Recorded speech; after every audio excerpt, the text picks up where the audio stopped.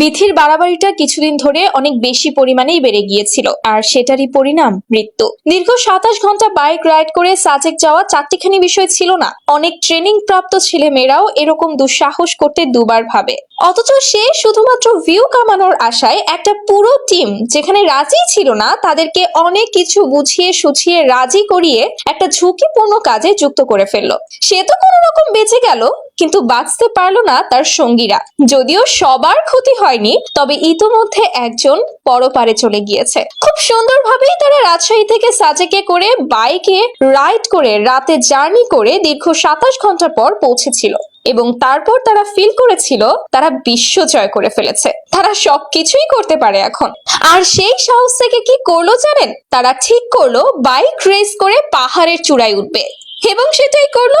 দল বেঁধে হাই স্পিডে পাহাড়ের চূড়ায় ওঠার স্বপ্নে 150 স্পিডে বাইক চালাতে শুরু করলো। আর তার পরিণতি কি হলো?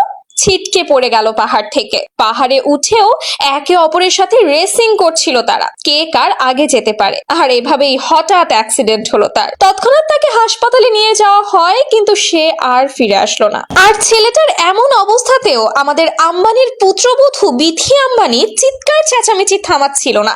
ভিডিও করা তো থামানো দূরের কথা। যাই হোক, অতি বাড়াবাড়ি হয়তো এবার সে একটু বন্ধ করবে। অন্তত নিজে যাই করুক তাই করুক, সবকিছুতে সবাইকে ঠকাবে না। যাই হোক না কেন, সবকিছু বাদ দিয়ে ছেলেটার জন্য দোয়া রইলো, এবং ফারহানা বিথির জন্য রইলো সমবেদনা। তো ভিউয়ার্স, বিষয়গুলো নিয়ে আপনাদের মন্তব্য কমেন্টে জানাতে ভুলবেন না।